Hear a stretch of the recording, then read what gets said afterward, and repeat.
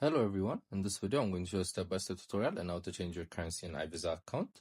So first we're going to go to our iVisa app. You guys can find it in the App Store or Play Store. So once here we need to log in, then we're going to click on our profile section. Then next we're going to click on settings. Then as you can see there's the change currency option. There are a lot of currencies here. You guys could scroll and see each of them. So depending on your preference you're going to choose one.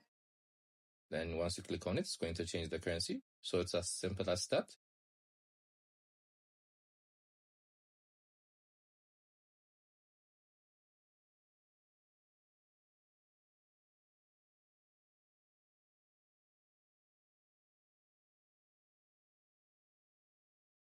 As always, make sure to check our other videos. I hope you guys like this video. Subscribe for more, like for more, share for more. I hope to see you again. Goodbye.